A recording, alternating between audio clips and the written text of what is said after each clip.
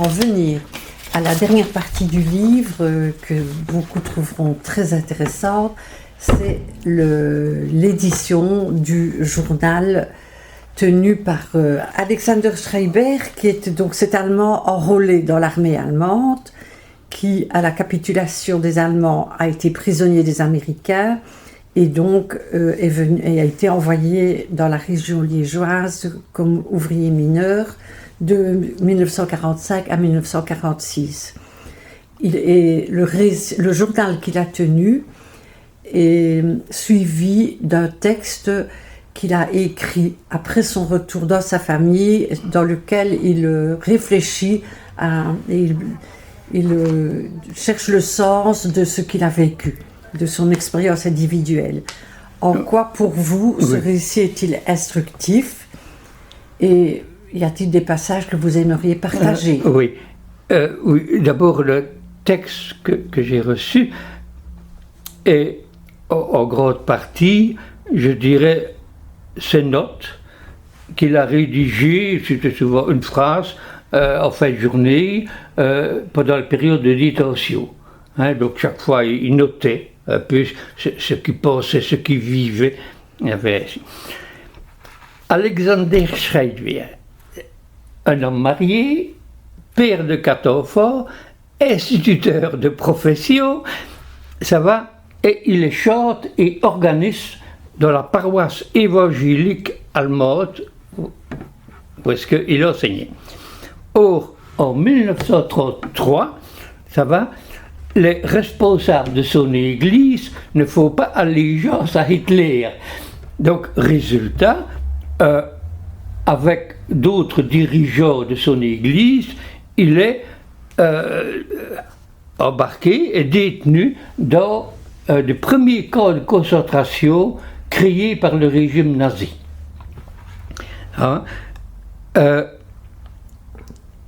Après un mois de détention, il est libéré, avec la mention déclarée conforme au nouveau régime, et il se fait membre du parti nazi.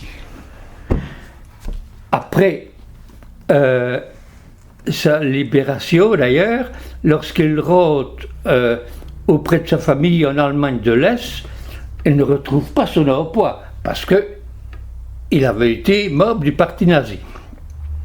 Néanmoins, pour montrer sa bonne volonté, il se fait membre des amitiés germano-soviétiques, ça va, et il adhère au parti SED, donc qui est un parti d'obédience communiste. Donc on ne peut pas quand même conclure que notre ami Alexander était un héros au sens traditionnel du mot.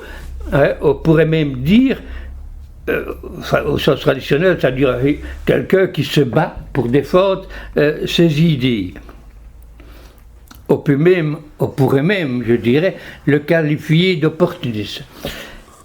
Cependant, il est un héros pour sa famille. Ça va?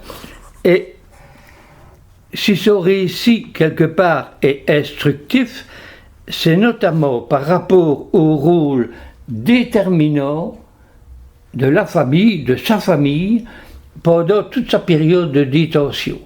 Ça va? Et même sa vie, sa motivation était de garder son emploi afin d'assurer un revenu, je dirais, à sa famille. Et ça se reflète très fort dans ses notes quotidiennes, ça va, où est-ce qu'il écrit d'ailleurs chaque jour, nous pensons à nos femmes et à nos enfants. Aujourd'hui, c'est l'anniversaire d'Else, elle c'est son épouse, ça va, rien d'autre que de penser à elle. Puis, les jours suivants, c'est l'anniversaire de 2 de ses enfants. Je regarde leurs photos pendant longtemps, les revoir, rien d'autre que les revoir, c'est la seule chose qui peut encore vous réconcilier et vous rendre heureux. Il note également que certainement à son retour, son travail d'instituteur me sera refusé, mais j'aurai le courage de faire quelque chose de nouveau parce que je veux rendre ma famille heureuse. Alors qu'il est prisonnier depuis 5 mois, il écrit. On n'a toujours pas le droit d'écrire à nos familles. C'est la chose la plus méchante qu'il puisse nous faire. Et lorsque, fin novembre 1945, il peut enfin envoyer sa première lettre à sa famille, il écrit « Je suis heureux de pouvoir enfin vous donner un signe de vie et j'attends avec impatience une réponse. L'essentiel, c'est qu'on puisse écrire. » Et lorsqu'il reçoit enfin réponse à ses courriers, dans ses notes, il marque « J'ai reçu le premier courrier d'Els. Tous en bonne santé. Je suis si heureux. Maintenant, tout est beaucoup plus facile. » Et alors qu'il était sollicité de rentrer en Allemagne de l'Ouest, il décide de rentrer auprès de sa famille en Allemagne de l'Est. Et il note « J'ai décidé, après mûre réflexion, de rentrer à la maison.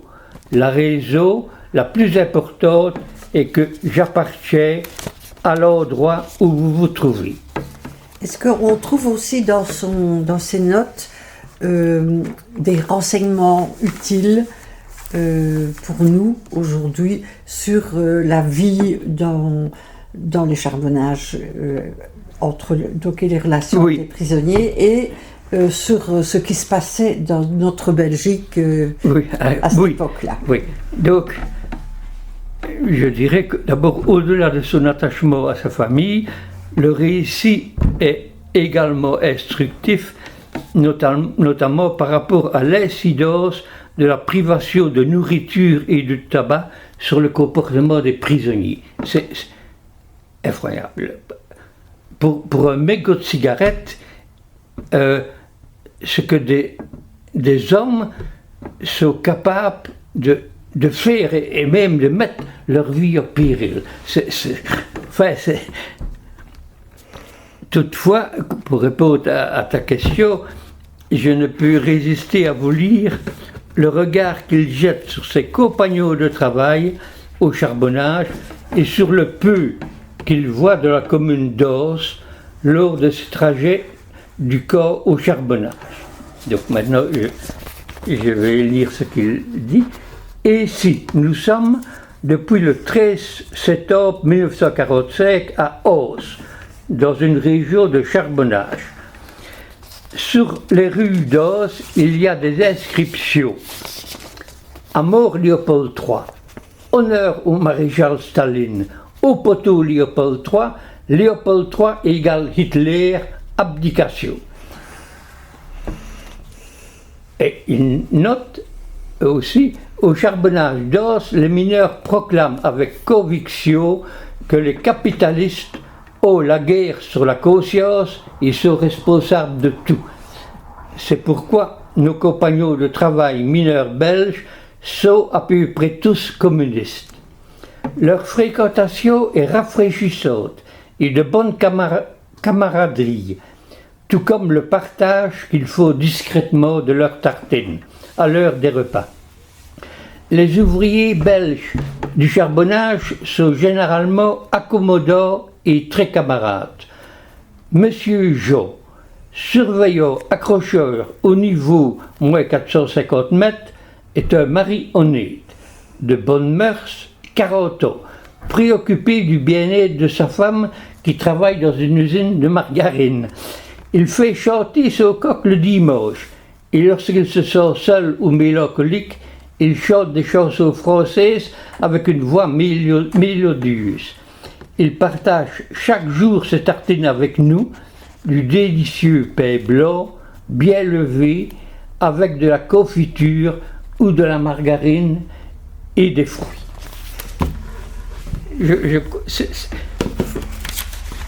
C'est formidable. Oh, je voudrais qu'on retrouve ce monsieur Jean.